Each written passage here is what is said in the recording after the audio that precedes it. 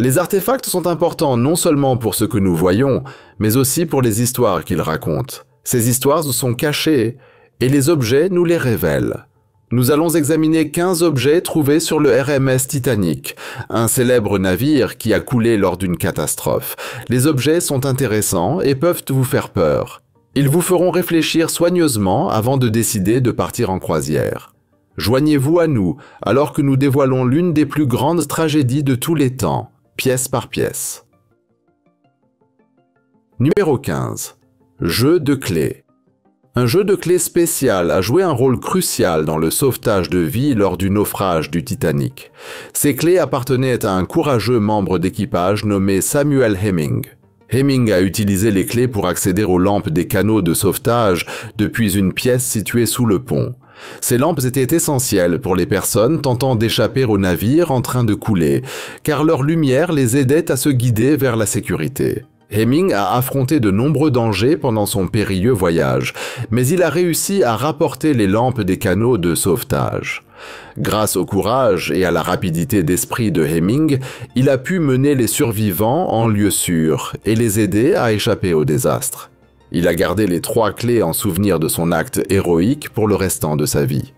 Au fil du temps, les clés ont été transmises de génération en génération, reliant de nouveaux propriétaires à l'histoire de bravoure qu'elles représentaient. Finalement, un collectionneur privé est venu posséder les clés, aidant à préserver leur histoire. D'autres artefacts du Titanic ont également attiré des collectionneurs et des fans au fil des ans. Par exemple, en 2016, une clé de casier du Titanic s'est vendue pour 100 000 $ lors d'une enchère. Ces artefacts nous rappellent les profondes connexions humaines dans la triste histoire du Titanic et servent de lien réel au récit que nous avons entendu sur cette tragédie.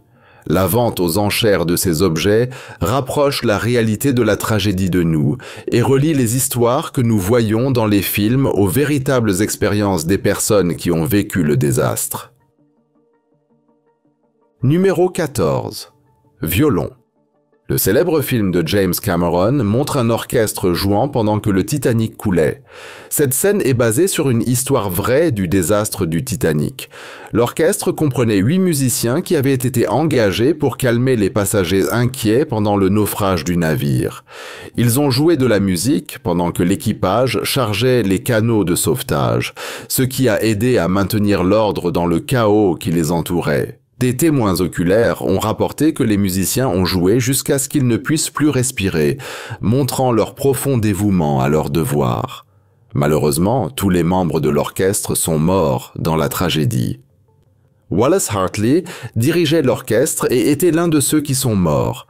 Les sauveteurs ont retrouvé son corps dans la mer froide quelques jours après que le Titanic a coulé et il avait encore son étui de violon sur le dos.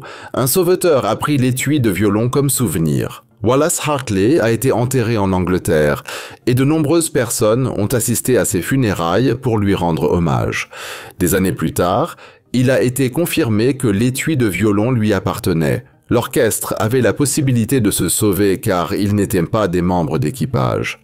Cependant, ils ont choisi de réconforter les passagers à la place. L'orchestre a joué la chanson « Plus près de toi, mon Dieu », alors que le navire coulait. Le violon de Wallace Hartley a été donné à sa fiancée, Maria. Plus tard, un collectionneur britannique a acheté le violon pour 1 700 000 livres. Ce violon est maintenant l'un des objets les plus importants liés au Titanic jamais vendu. Il est difficile d'imaginer ce que Maria a ressenti lorsqu'elle a appris le sacrifice de son fiancé. Numéro 13. Énorme morceau de la coque. Une partie importante de la coque du Titanic, connue sous le nom de « la grande pièce », a attiré de nombreuses personnes et a fait une forte impression sur ceux qui l'ont vu. Ce grand morceau est l'artefact le plus vital jamais découvert du Titanic, pesant 15 tonnes et mesurant 13 par 30 pieds. L'histoire de la grande pièce a commencé en 1994 lorsqu'elle a été découverte sous l'océan, bien que les efforts pour la récupérer aient rencontré des défis, y compris une tentative infructueuse en 1996 lorsqu'un câble s'est cassé. Finalement, en 1998, la grande pièce a été ramenée à la surface avec succès. Cette section cruciale du navire provient du côté tribord et offre un aperçu de ce qui s'est passé pendant la fin tragique du Titanic. Les hublots de la grande pièce contiennent encore des fragments de verre, préservant un instant dans le temps, ce qui en fait un spectacle intéressant pour les visiteurs. Être près de la grande pièce offre une expérience unique, car beaucoup ressentent une profonde connexion avec le Titanic, évoquant de fortes émotions liées, mais aussi à son histoire tragique. Certaines personnes versent des larmes en voyant la grande pièce, tandis que d'autres rapportent un sentiment spécial lorsqu'elles la touchent, créant une connexion avec l'esprit du Titanic. La présence de la grande pièce transforme l'histoire du Titanic d'une simple légende en une réalité. Les visiteurs qui observent la grande pièce s'engagent et se lient aux événements de cette nuit douloureuse, les aidant à mieux comprendre l'histoire du navire. Numéro 12. Chapeau melon. Des plongeurs ont trouvé un chapeau melon dans l'épave du Titanic en 1993 au fond de l'océan, où il gisait entouré des restes du navire. Le chapeau est en bon état, ce qui montre que ses matériaux étaient solides et durables. Ce chapeau reflète le style de mode de cette époque où les hommes portaient des chapeaux melons comme signe de style et de classe. Le propriétaire du chapeau est inconnu, mais l'objet revêt une grande importance. De nombreux hommes étaient sur le Titanic et n'importe lequel d'entre eux aurait pu porter ce chapeau. Le propriétaire inconnu sert de rappel des nombreuses vies perdues lors de cet événement tragique. Chaque objet récupéré de l'épave se connecte aux personnes qui étaient sur le navire, et le chapeau symbolise leur chagrin et leurs vies inachevées. Penser au chapeau nous aide à nous souvenir des vies et des espoirs qui ont été perdus. Bien que le chapeau ne révèle pas son propriétaire, il raconte les histoires de ceux qui étaient sur le navire et nous rappelle l'impact de l'événement sur l'histoire et la société. Numéro 11. Partition musicale. Récemment, des chercheurs ont trouvé des partitions musicales du Titanic dans l'océan Atlantique Nord. 2 pièces de musique ont été découvertes. L'une s'intitule « On Mobile Bay », qui remonte à environ 1910. L'autre pièce s'appelle « Put Your Arms Around Me, Honey » et elle est tirée du spectacle de Broadway Madame Sherry. Ces pièces musicales nous aident à comprendre les chansons qui jouaient sur le Titanic durant sa dernière nuit. Les partitions sont importantes car elles nous permettent d'imaginer la musique jouée sur le navire et nous rapprochent du sentiment et de l'atmosphère qui entourait le Titanic. Les musiciens jouaient leur musique avec grande passion, même lorsqu'il y avait du chaos autour d'eux. Leur musique offrait du réconfort et un sentiment de normalité au milieu du désastre. Un homme nommé Howard Irwin était censé voyager sur le Titanic, mais n'est jamais monté à bord. Il pourrait avoir été victime d'un vol juste avant le départ du navire. Malheureusement, son ami Henry Sudbury Jr. est mort dans la tragédie, mais la musique qui appartenait à Henry a été sauvée. La découverte de cette musique nous rappelle les histoires personnelles liées à l'histoire du Titanic. Elle ajoute de la profondeur et de l'émotion à la tragédie, mêlant des sentiments de crainte et de tristesse. Les descriptions de la vie sur le Titanic et la musique en direct créent une image claire de ces derniers moments. Il y a un fort sentiment de perte lorsque nous pensons aux vies qui ont changé et aux espoirs qui ont été perdus dans les eaux froides de l'océan. Chaque information sur le voyage du Titanic rend son histoire encore plus importante. Numéro 10. Lettre d'amour. Le Titanic est un désastre bien connu de l'histoire. Beaucoup de gens s'en souviennent pour les histoires d'amour, surtout à cause du célèbre film qui raconte une histoire romantique. Dans ce film, le personnage de Jack représente l'amour éternel. Cependant, le véritable amour existait aussi sur le navire parmi ses passagers. Une importante lettre d'amour a été trouvée longtemps après le naufrage du Titanic. Cette lettre appartenait à Richard Geddes, qui travaillait comme steward sur le Titanic. Plus de 70 ans après le désastre, quelqu'un a découvert la lettre parmi de vieux objets du navire. La lettre était sur le papier officiel du Titanic et était dans sa véritable enveloppe de la Starline. Dans cette lettre, Richard partageait son profond amour pour sa femme. Il mentionnait également un événement effrayant qui s'est produit le 10 avril, juste quelques jours avant que le navire ne heurte l'iceberg. Pendant cet incident effrayant, le Titanic a failli faire face à un grave accident. La puissance de l'hélice du navire a brisé des câbles de fer, ce qui a presque causé une collision avec un autre navire. Le capitaine Smith a rapidement envoyé un remorqueur pour éloigner le Titanic du danger et éviter le problème. Les passagers se sentaient inquiets à propos de ce quasi-désastre et pensaient que c'était un mauvais signe pour le voyage à venir. Cet événement a servi de rappel de la fragilité de la vie et de la rapidité avec laquelle le destin peut changer. La lettre d'amour de Richard fournit un aperçu spécial de la vie des personnes à bord du Titanic. La lettre montre comment l'amour peut perdurer même en présence du danger. La lettre originale et son enveloppe conservent les vrais sentiments de Richard comme des souvenirs durables pour tous. Numéro 9. Gants blancs. Une paire de gants blancs en coton du Titanic est un article rare. Le tissu de coton ne dure généralement pas longtemps lorsqu'il est sous l'eau, ce qui rend ces gants spéciaux. Ils montrent leur beauté même s'ils sont anciens et ont affronté des conditions difficiles. Ces gants ont une coupe ajustée et un design détaillé, reflétant la mode du début du XXe siècle. Le très bon état des gants les rend encore plus intéressants. L'identité du propriétaire original des gants n'est pas connue.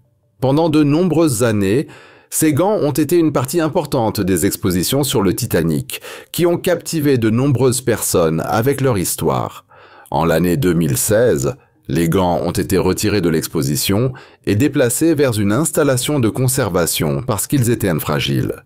Cette décision visait à garder les gants en sécurité pour longtemps. Ils avaient besoin de soins spéciaux parce qu'ils pouvaient être facilement abîmés. Les experts peuvent protéger les gants en les conservant dans un environnement contrôlé. Ces gants se connectent aux histoires et aux vies associées au Titanic, servant de véritables liens avec l'histoire du navire. Numéro 8. Flacon de parfum. En l'an 2000, une courageuse mission de sauvetage a conduit à la découverte d'un sac en cuir provenant des profondeurs de l'océan. Dick Barton, un expert en sauvetage, a partagé que personne ne connaissait l'objet jusqu'à ce qu'il remonte à la surface. Lorsqu'ils ont ouvert le sac, le laboratoire s'est empli de la forte odeur de parfum édouardien. À l'intérieur du sac en cuir, il y avait 62 petits flacons contenant des échantillons de parfum. Les sacs appartenaient à Adolf Saalfeld, qui était un parfumeur de 47 ans de Manchester et voyageait en première classe. Saalfeld a réussi à s'échapper du navire en train de couler, mais son sac en cuir est resté derrière et a été plus tard ramené à la sécurité. À la surprise des sauveteurs, d'autres sacs portant le nom de Saalfeld sont apparus dans l'épave du Titanic. Chaque sac contenait différents échantillons de senteurs du passé. Les experts ont commencé à séparer soigneusement les parfums pour recréer les senteurs. Un parfum nommé Héritage 1912 a été créé à partir de ces restes, capturant l'essence de cette époque. Le parfum contenait des notes de citron et de néroli mélangées à une rose douce et à un ambre chaud. Le design du parfum rendait hommage à une porte trouvée dans l'épave, honorant le destin tragique du Titanic. Numéro 7. Montre de poche. Une montre de poche vintage rouillée a été découverte appartenant à Sinai Cantor, un immigrant juif russe. Sinai et sa femme, Myriam, voyageaient en tant que passagers de deuxième classe sur le Titanic parce qu'ils voulaient commencer une nouvelle vie en Amérique, où Sinai prévoyait d'étudier la médecine et Myriam avait l'intention d'étudier la dentisterie à New York. Sinai travaillait comme fourreur et apportait des fourrures à vendre pour qu'ils puissent construire leur avenir ensemble. Le 15 avril, le Titanic a coulé dans l'océan. Myriam est montée dans un canot de sauvetage parce qu'elle a suivi la règle des femmes et enfants d'abord. Sinai a décidé de rester sur le navire et alors qu'il coulait, il a été jeté dans l'eau froide, ce qui l'a séparé de sa femme pour toujours. Des jours ont passé avant que quelqu'un ne récupère la montre de poche de la mer. La montre était endommagée, les aiguilles de la montre avaient disparu, le cadran décoloré, et elle était devenue rouillée. Bien qu'elle ait perdu son apparence argentée brillante, elle contenait toujours une histoire forte en elle. La montre de poche a été vendue aux enchères pour 57 500 $ et sa vente montre que cet objet peut aider à garder la mémoire du Titanic vivante pendant de nombreuses années. La montre sert de rappel de Sinéad Cantor et de nombreuses autres personnes qui ont été perdues lors de cet événement tragique. Numéro 6. Menu du dernier repas du navire. Le Titanic est largement reconnu comme le navire le plus luxueux du monde. Même après plus de 100 ans depuis qu'il a coulé, de nombreuses personnes restent fascinées par le Titanic. Cet intérêt découle de l'histoire tragique du navire et des différences frappantes entre les vies des riches et des pauvres pendant cette période. Les repas de première classe sur le Titanic étaient très spéciaux et grandioses, proposant des plats tels que l'agneau de printemps délicat avec sauce à la menthe, la dinde rôtie avec sauce au canneberge, le pudding aux prunes traditionnel, l'aigle fin rôti avec une sauce relevée et la gelée de vin en dessert. Le menu de première classe montrait clairement que le navire visait à offrir la meilleure nourriture disponible en mer. En revanche, les repas de deuxième classe, bien que moins chics, étaient tout de même délicieux. Les invités de deuxième classe appréciaient le poulet rôti, les côtelettes d'agneau grillées et l'aigle fin cuit au four dans une sauce au beurre. Les repas de troisième classe se concentraient sur la fourniture d'une bonne nutrition, même s'ils étaient simples.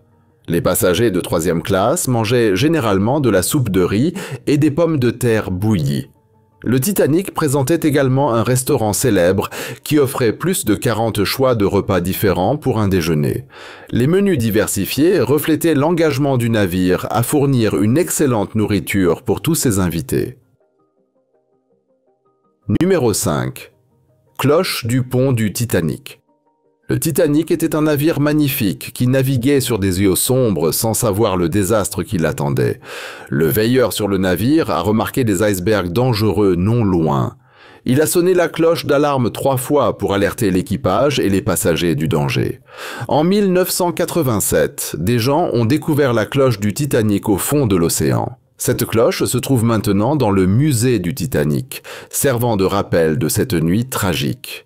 Elle honore le courage du veilleur Frederick Fleet et de son ami Reginald Lee, qui ont tous deux survécu au désastre. Après la tragédie, Fleet a partagé ses expériences de cette nuit-là.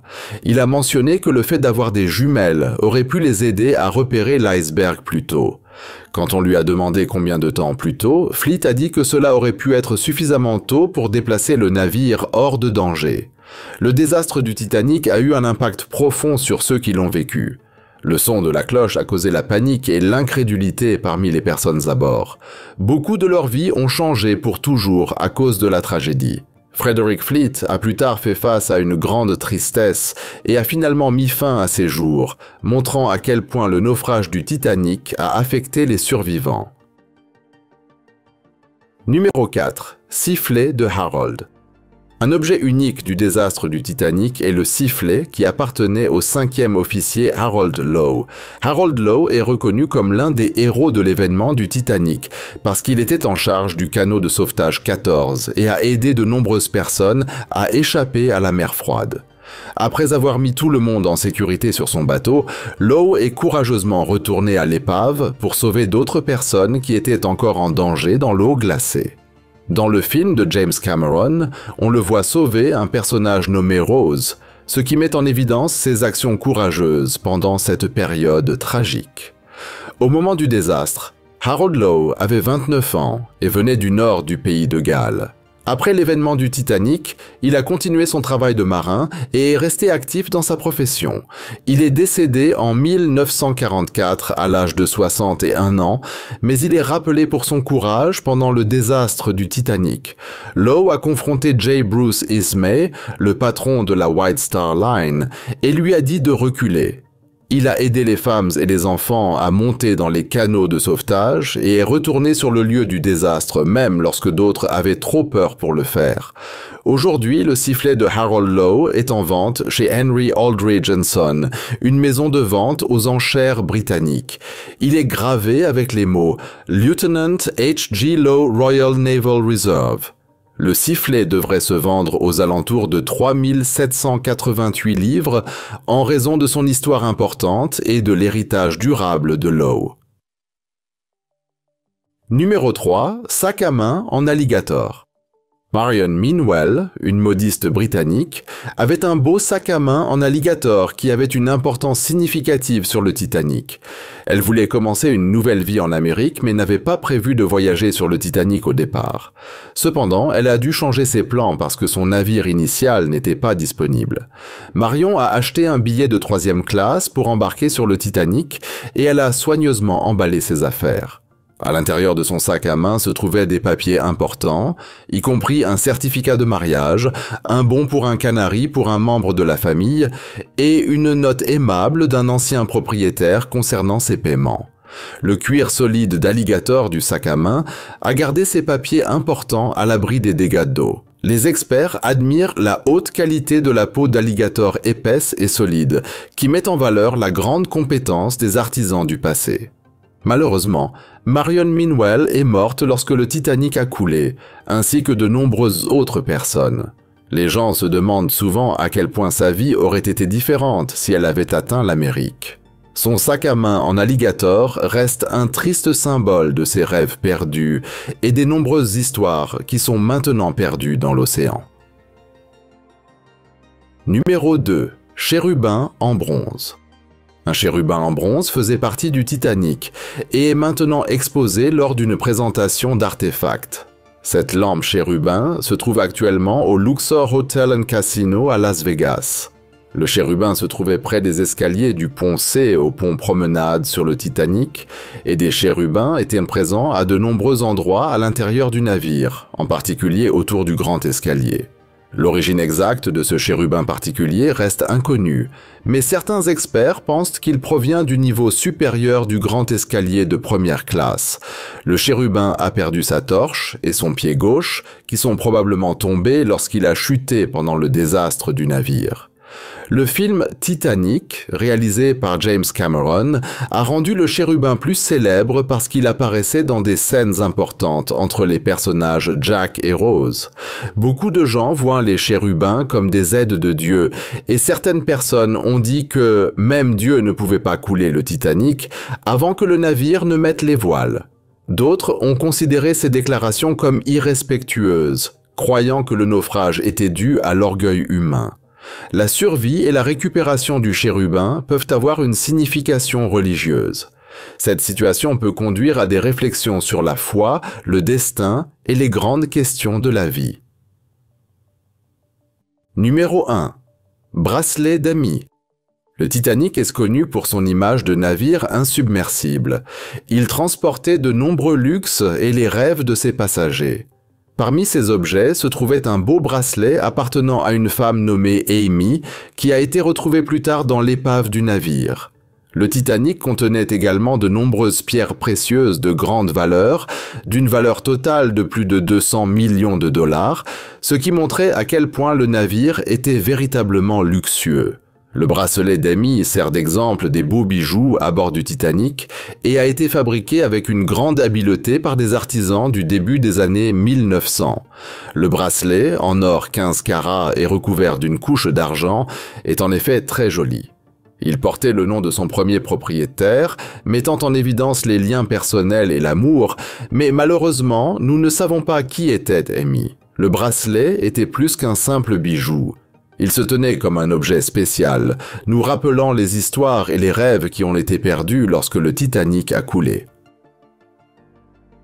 Nous espérons que vous avez apprécié cette vidéo. Si vous souhaitez découvrir d'autres vidéos que nous avons faites pour vous, cliquez sur l'une d'elles à l'écran ou consultez la chaîne. Merci de regarder et nous vous verrons la prochaine fois.